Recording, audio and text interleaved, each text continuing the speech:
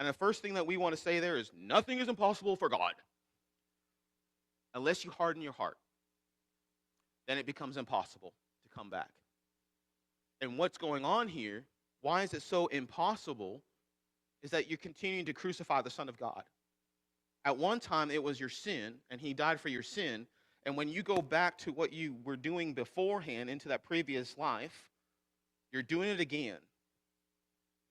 That should shake the foundation. So when you harden your hearts and you go back, because you are not spiritually growing, it's almost impossible to come back. That's kind of scary. It's kind of scary. So we looked at this. We went into an encouragement moment from chapters 6, 9 through 11. And then we came into the last part of there is talking about the God's promises that we were looking at. And now we're in chapter 7. Chapter 7 through 9, he's going to be looking at Melchizedek and the high priest. He's also, today at the very end, we will probably touch it and probably get into it at the end of chapter 7.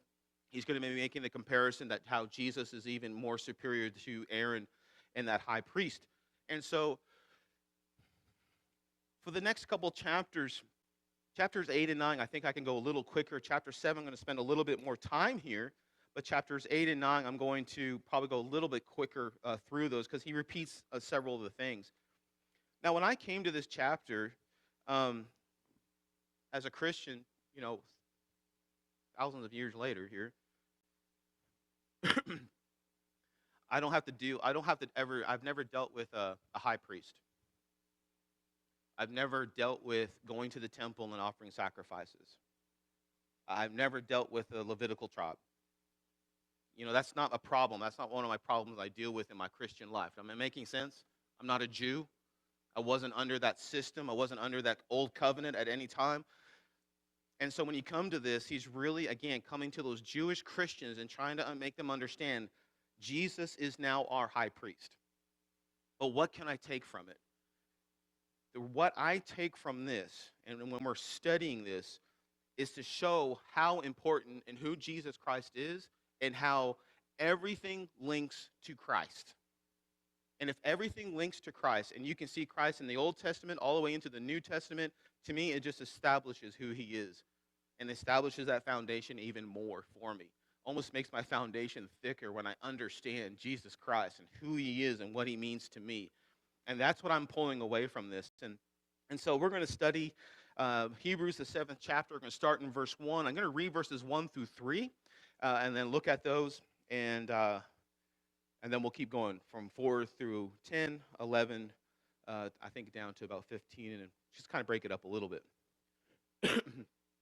For this Melchizedek, this is the one that we were talking about. We'll talk about the priest here in just a moment. For this Melchizedek, king of Salem, priest of the Most High God, met Abraham returning from the slaughter of the kings and blessed him. And to Abraham he appropriated a 10th part of everything. He is first, by translation of his name, the King of Righteousness. And he's also the King of Salem, that is the King of Peace. He is without father or mother or genealogy, having neither beginning or end of days, or beginning of days or end of life, but resembled the Son of God. He continues a priest forever. So there's a couple things I want to point out here about Melchizedek. The two things you're going to see here is what? He's a He's a high priest or a priest and a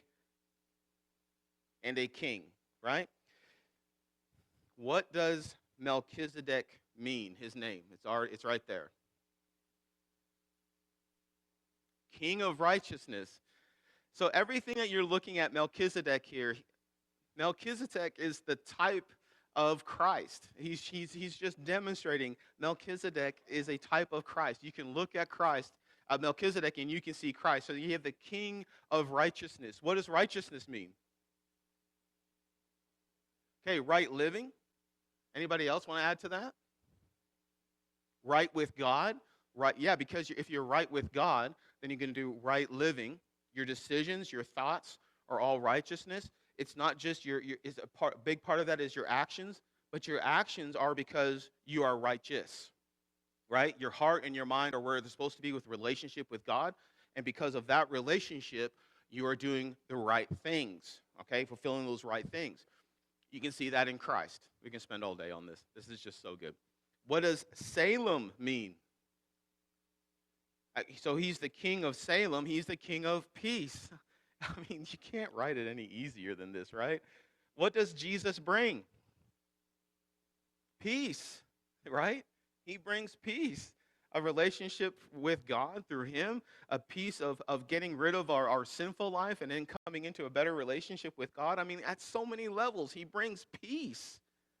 The Bible will teach us that it's the peace that surpasses all understanding. And I think we need to grip that a little bit more. But that's what Jesus brings. I was trying to figure out Salem. Do you guys know where possibly or traditionally what city that is now? Jerusalem. So when you think about that, so how do you know that? So we just want to say things. Go to Psalms 110 really quick. Oh, I think I'm right. I'm not sure. Hold on. Psalms 110. No, that's not it. 109. There we go. Thank you. 110 is another good one because it talks about Melchizedek. Is this 109, 109? No, I don't think this is it either. Where is that?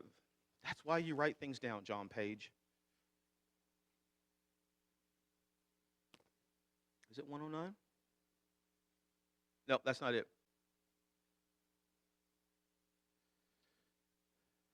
This is not it. I'll find it in a second.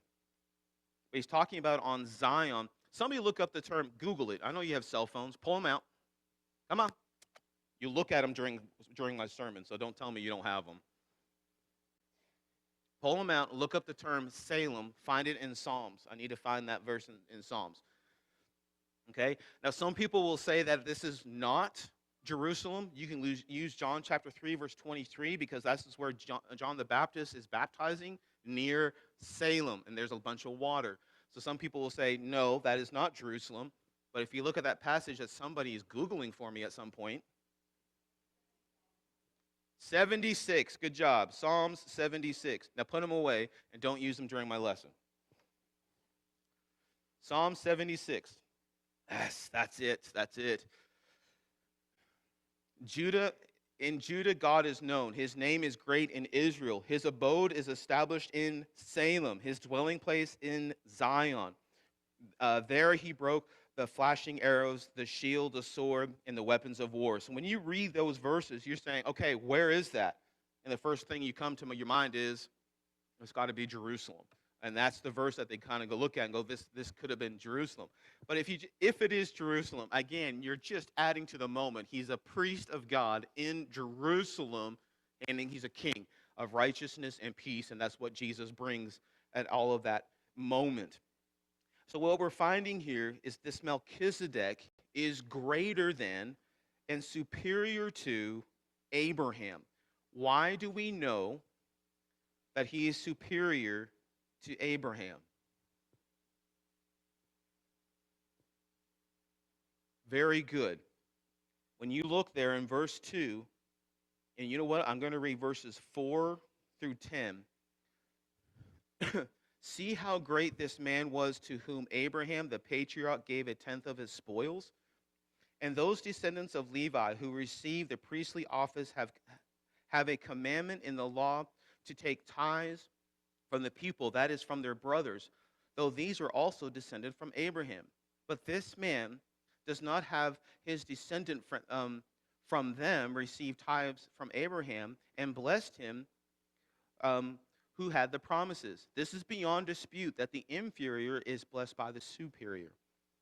So I want you to see something here. He's greater than Abraham. Abraham is the patriarch, right? One of the patriarchs. You go from Abraham to what?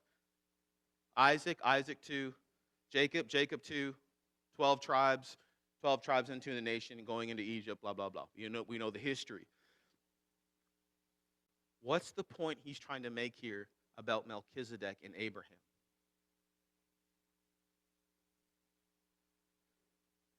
He is greater than Abraham, absolutely. Okay, so do you guys know the story all the way back in Genesis chapter 14? So Lot gets captured. He and his family, they're taken away. Abraham gets a bunch of his men. They go get Lot. They rescue him. They get all their possessions. Not going to lie, takes a little bit more than what he went for. Comes back, and Melchizedek meets him. He's on the road. Melchizedek comes up to him, and Abraham comes to him and says, I'm going to give you a tenth of everything I have. Why would the Jews care? Why do we care? Why does tithing say you're superior to me?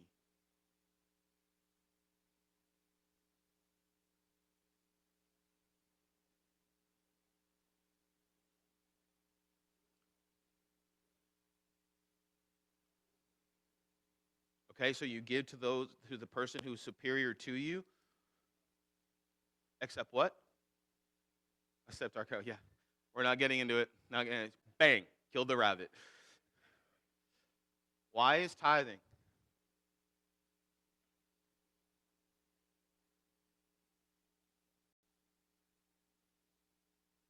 What did God ask for from the people? It's in these verses. Give me a tenth. You get 90, I get 10. Why did God ask the people to tithe? It's a sacrifice. Good. When you pay in, you're probably a little bit more dedicated, right? He's talking about even here. He goes, you understand the system. You have been paying your tithes to the priest, which you're giving to God. They're the middleman. You're giving your tithes to the priest here, and then they were giving it to me. When Abraham shows up on the scene, and you find this moment between Melchizedek and Abraham, Abraham sees who he is, respects who he is, and he says, because of who you are, I'm giving you a tenth. This is a sign of honor. This is a sign of respect. And this is saying, you are great. And for Abraham to give a tithe of everything he had, it tells the Jews, okay, who is this guy? Who is Melchizedek? And if Abraham is offering him this respect and love and everything that's surrounded by this, then we too must understand this. But he's also going even further than that. He goes, let me see right here. I'm in verse 8. And then the one case, tithes are received by mortal men. In another case, by one whom is testified that he lives. One might even say that Levi himself, who receives tithes, paid tithes through Abraham. What he's saying here is, later on, we understand the genealogy. He goes, look, because Abraham did it, honestly, because we're part of the same family, Abraham's our family, our genealogy, we too paid tithes here.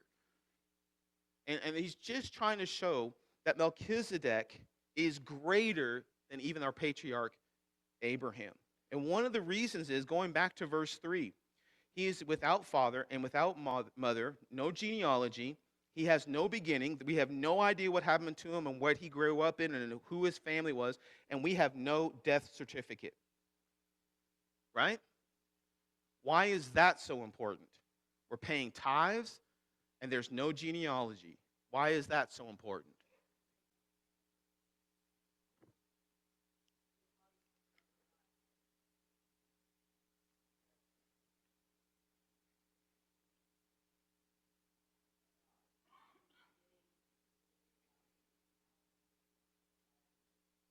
Okay.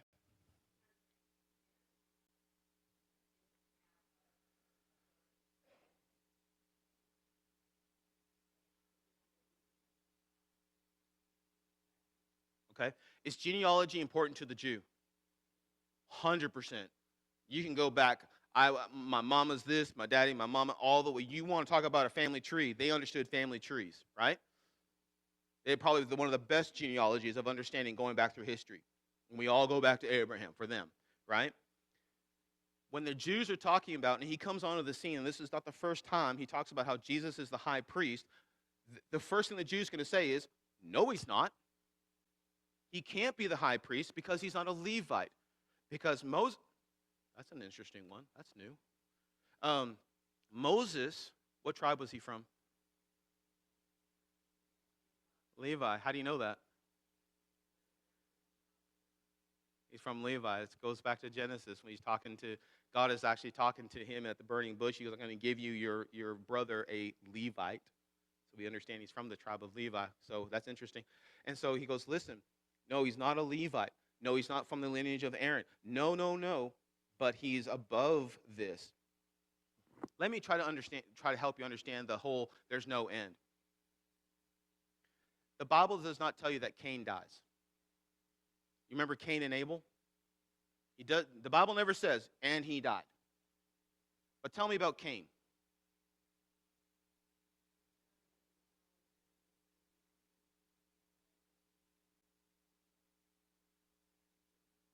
Okay, but tell me about him. He killed his brother. Was he not marked? So is Cain one of those guys that come to the forefront of saying, I want to be like him? Whoa. Put a tattoo on me. Got to be like Cain. Is that what we're going to put on ourselves? Because he has an idea. God marks him and says, don't be like this. Now, we don't know. We don't have an end there. But you can go back and his, what would I say? His legacy is evil. You don't have an end. And like you said earlier, yes, he physically died, but his legacy is a priest. This man was a righteous man, a king of peace, and his legacy continues on. Just as Jesus' legacy, though he came king, priest, death, burial, resurrection, and his legacy continues on as our Messiah. You see how it all fits together? It's just absolutely incredible. For so long, Melchizedek was one of those moments you go, what do I do with this guy? He's not a member of the tribe of Levi. So what he's trying to say here is you don't have to be a member of the tribe of Levi to be a priest.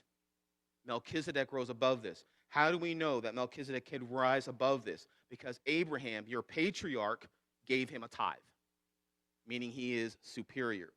Not only that, because of Abraham, so also Levi, the tribe of Levi, the priest, through Abraham, gave a tenth. So he is superior. Christ is superior even to the Levites as well. Oh, are you guys on the same page with me? All right? This is what he's teaching them about all this. Okay? Now, coming into verse 11, let's read a few verses together. Now, if perfection had been unattainable through the Levitical priesthood, for under it the people received the law, what further need would there have been for another priest to arise after the order of Melchizedek, rather than one named in from the order of Aaron? For when there is a change in the priesthood, there is necessarily a change in the law as well. For the one whom these things are spoken belonged to another tribe, from which no one has ever served at the altar. For it is evident that the Lord had descended from Judah, and in connection with the tribe of Moses said nothing about priests. I tell you what, the next couple verses are really loaded. What's he trying to say in the beginning here? Don't go to the tribe of Judah. I don't need to talk about that yet. We kind of already understood that, talking about it already with Melchizedek. What's the beginning, verses 11 and 12, talking about?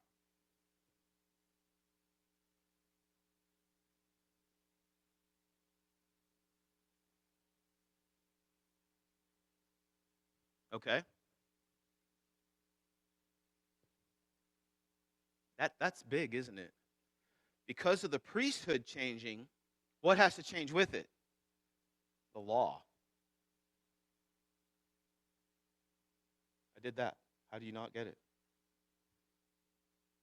Okay. It starts actually in verse 11. I don't know what word you have in your version. Now, if perfection had been attainable, what's perfection? Do you have another word? Do you have another version or another word there? Huh? Complete? Anybody else? Does everybody have perfection? Huh? Okay. Yeah. We're going in the right direction on that one.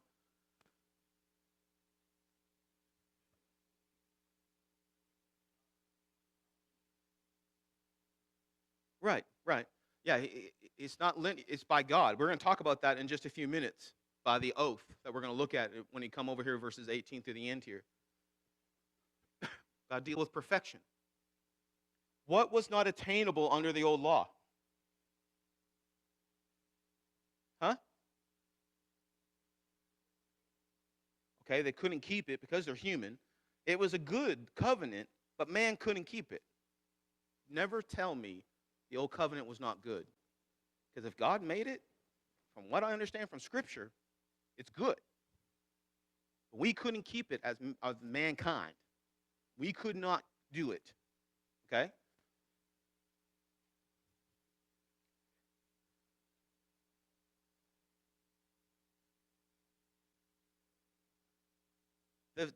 From what I've found in Scripture, there's no genealogy. There's no, he's the parent of this and this. And I think he stands alone for a reason. And that reason is just to show that you don't have to be from the order of Levi to be a priest. Melchizedek can stand alone. And if he can stand alone, Jesus Christ can stand alone. And we're going to really see why he can stand alone later on with the oath. Just give me a couple minutes. We'll get to verse 18 in just a second. Now, if this perfection he's talking about is a relationship with God, dealing with our sin and getting rid of that sin and bringing us into that relationship with God. And here's the problem. If it could have been attained through the old law, we would not need a new high priest. But what he's saying is it was not attainable. We could not have a full relationship with God. We could not fully get rid of our sins because of sacrificial system over and over and over. We needed a sacrifice, a perfect sacrifice, once and for all by our Messiah to get rid of our sins and bring us into relationship with God. And so the question is, if we could not attain this, and the people listening to this understand it, they understand this is not, we don't have a full relationship. And then he says, well, then we wouldn't need another high priest from the order of Melchizedek. But we needed another high priest to find forgiveness of sins. Are you with me now? But he says this. If the priesthood changes and high priest changes, then the law has to change as well. Now, what does he mean by that? If you look into the New Testament, most of the Old Testament law is repeated, right? It doesn't change. When the people say to Jesus Christ, what's the greatest commandment? Does he give you a brand new one? Well, where did that come from? You said no. So where did it come from? Old law. Love the Lord your God with all your heart, soul, and mind. That's in the beginning. And then it goes to the next one. Love what? Love your neighbor. Oh, well, if he's quoting law, was it really done away with? Do you know everything in the Sermon on the Mount? Where did it come from? Old law. It's all in there. What Jesus does is just shaves away everything else and brings it back to what it really means. Let's not talk about murder. Let's get down to the heart of the issue. Let's talk about anger. Because that's your problem. You see what I'm saying? But it comes from old law. So when Jesus comes onto the scene, he abolishes it. We can find those, the old covenant is done away with and the new covenant comes into place. But what you find there is everything in the Old Testament is centered around what? One thing. The law. What's the law? It's a temple. It's a priesthood. It's worship God. Okay? Where's the tabernacle when they're in the wilderness? Where's the tabernacle? Of all the people, in the middle. Supposed to be all about God. Go to Jerusalem. What's it all about? It's the temple. The temple, the temple, the temple. Where does God dwell? The temple. Okay? And it's all about the temple and relationship. This is where God is. So everything religious-wise for the Jews, it's all about religion. And really? Okay, that's okay. We're talking today. That's good. Everything is centered around this moment. When Jesus comes onto the scene, he goes, I am fulfilling all of this. And if you understood all of our lessons from knowing the one in 2021, he just keeps on checking all these things off. This is me. The temple, that's me. The high priest, that's me. The tribes, that's me. Melchizedek, that's me.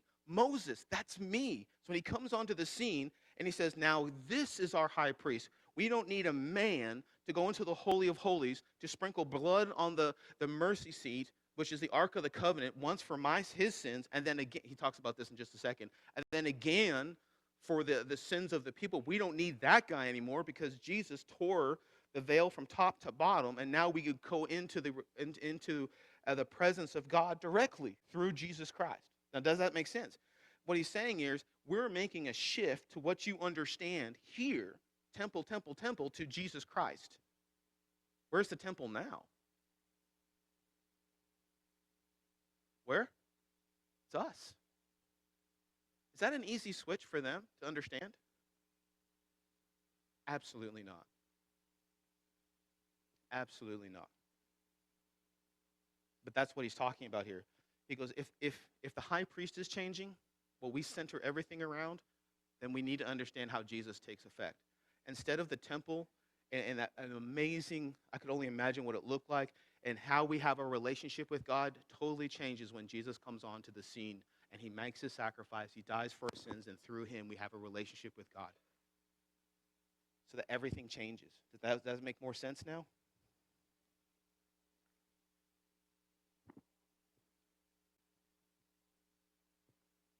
Oh, so the law stayed the same, but what he's going to talk about there, when he's talking about he's going to talk about that in a little bit. The law stayed the same, but the priest changed from generation to generation. So he always has somebody there. So you had a generation like Aaron, his sons, all the way down for high priest and the priest, Levitical priest. So the law doesn't change when the priests change. The law changed when Jesus becomes the high priest. Does that make sense? And so that's the thing he's talking about here. Now, what he's going through here is this is a shift up to a higher authority. Instead of looking at the temple, it's looking into Christ. He's making this shift from the law to Christ. And this is a big shift, okay? And what he tries to do from here is to really help us to understand why we choose and we're okay with Jesus now being the shift of our authority from the temple to him. And what he does here is in verse 15. This is really important, so I want to look at it really quickly. This becomes more evident when the priest arises in the likeness of Melchizedek. This is a type of Melchizedek, okay, who has become a priest, not on the basis of legal requirement concerning the bodily descent, but by the power of an indestructible life. Okay, now that, remember, no beginning, no end. Jesus has no beginning, no end. If you kind of along there. What he's saying there at the beginning of verse 16, the legal requirement concerning the bodily descents, talking about generation from generation, Levites from generation to generation, all of this time would be serving in the temple, but not like Christ. For it is witnessed of him, you are a priest forever after the order of Melchizedek. On the one hand, a former commandment is set aside because of its weakness and uselessness. Now it goes back to verse 11. That you cannot attain perfection. There is weakness there. You cannot fully attain that relationship with God. Okay? For the law made nothing perfect. Going back to perfection, verse 11. But on the other hand, so here's the old law, but on the other hand, a better hope is introduced. Through which, now look at this, through which we draw near to God. See the difference? So on one hand, you have this that couldn't fulfill everything. But on the other hand, we have a hope. Going back to chapter 6, what he's saying there, remember that hope he talked about? A hope of an anchor. Were you here for Bible class? That was a good part of the class, I thought. That's our hope that we hold on to, a hope that we draw near to God. And it is not without an oath. What oath are you talking about?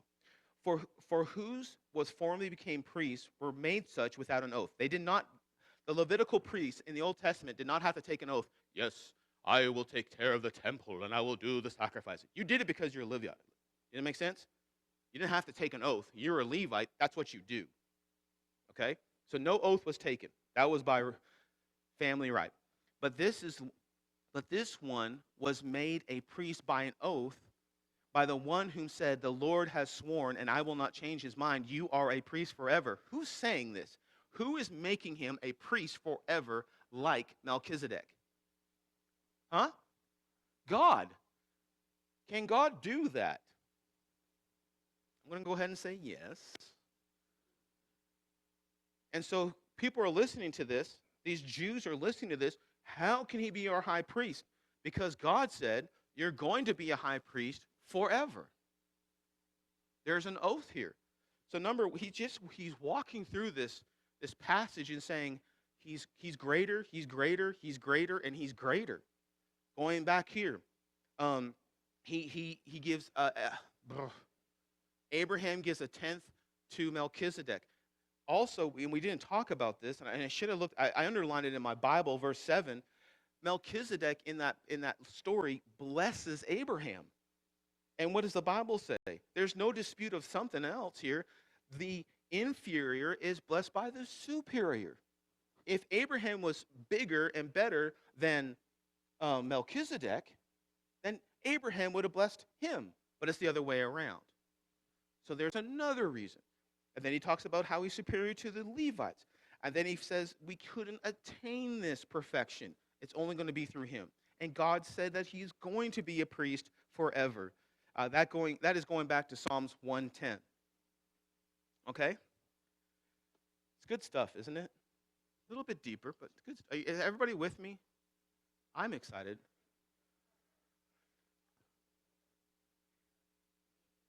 Mm-hmm. Yeah. Amen.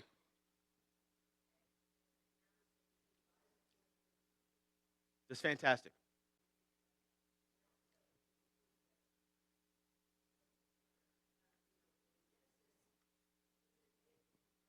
Yeah, I know. Isn't that awesome? Bread and wine. Yeah. There's just so much there. I forgot to go back to that. Yeah. Yeah, when they come together, Melchizedek gives Abraham bread and wine. I mean, like, come on. I mean, how much more foreshadowing do you need? Anything else?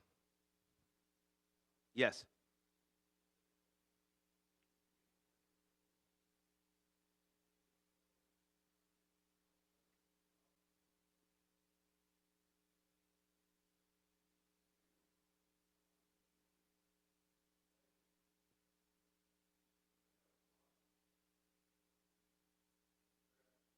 Yeah.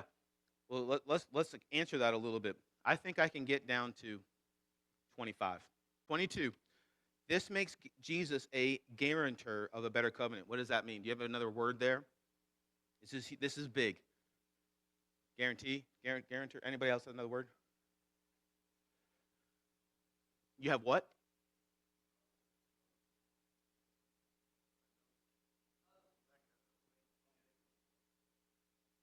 A what? Oath. Sorry.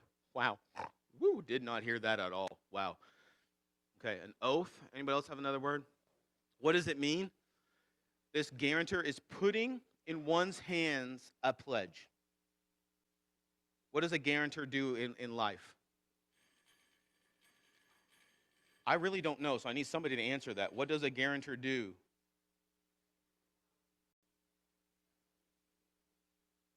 There you go. They're going to make sure you get the loan, or maybe make sure that you're going to pay the loan, right? All right, so Jesus stepped into a new role. He's a guarantor. Oh, well, of what? Well, it answers this. The former priests were many in number because they were prevented by death from continuing in office. But he holds his priesthood permanently because he continues forever. Why can we put our hope in him? Why does he become our guarantor? I don't even know if I'm actually pronouncing that right. Because he's going to continue forever. Consequently, he is able to save the uttermost from those who draw near to God through him, since he always lives to make intercession for them. What makes Christ superior as a high priest? Man, verse 25 is the best verse you're going to study. Yeah, he's forever because he intercedes for us. Those he is able to what? Say this word. Save. The priesthood couldn't save you, right? Jesus says, I can, Put it in my hands. I'm your high priest because I can save you. It's through my sacrifice. And that's what he says at the end here. He goes, it's draw near to him through him. Because of his sacrifice that he's made for us, because of his death, burial, resurrection, it's through him. What? We can draw near to God. Why? Because we're saved. That's the verse. And when he's talking to these Jews and they're trying to figure this out, why should we hold on to this new high priest? What's the big deal? Is it that big of a deal? Yeah, it is, because he's the one who's going to save you. Okay? Yeah, that's a good point. If you didn't hear that the old covenant didn't save you, it condemned you. It's really good. Now, verses 26 to the end here, I'm not going to touch it because honestly, it goes into chapter 8. I think this is your connection into chapter 8 because what he's going to be talking about here is how he's going to be superior to the old covenant and also to Aaron, and what he's going to be talking about here.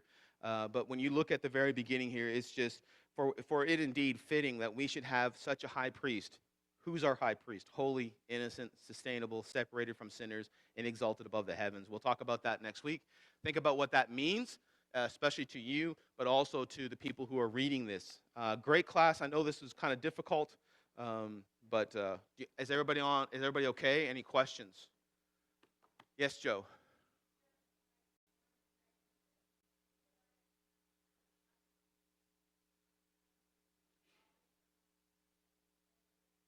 Absolutely. So he doesn't. So the law is there, but what is he fulfilling? He's fulfilling what he's supposed to, his role, and this was from the very beginning. So he didn't abolish the law. The law was there. What was the law telling everybody about? What's the law foreshadowing? Messiah, Messiah, Messiah, Messiah. Right? So I'm not getting rid of this. I'm fulfilling what this is talking about all this time. I'm the fulfillment of this. And so he comes onto the scene. And he fulfills all the prophecies, everything that was pointing to him. And the old law, all that amazing story points out that you need something bigger, but also foreshadows us and Jesus Christ into the future. That's why we have the story of Moses. That's why you have the story of the high priest. That's why there's so much detail about the temple and the tabernacle and the garments of the high priest, because it shows one person, Messiah. And if he doesn't fulfill all of these things and all the story that we've talked about, then he is not your Messiah. Throw him away. Because there's a lot of antichrist that came before him, right? And after him. I'm the Messiah. I'm the Messiah. And even the people back in the day talked about if this is an earthly thing, it will die off. But if it's spiritual, maybe we need to listen. You remember that? And so yeah, he fulfills everything. How's that? Is that okay? There's a lot of people. You better hustle.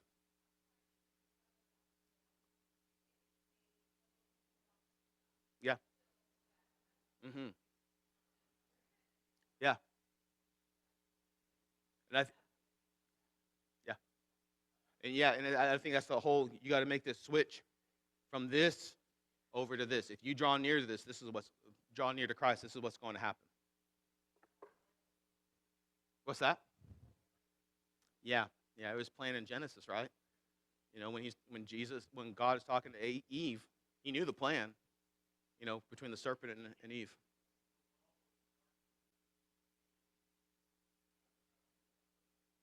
Sure. I like it. I like it. If they're all looking in here like, are they done? Can we come into the sanctuary? All right. Anything else?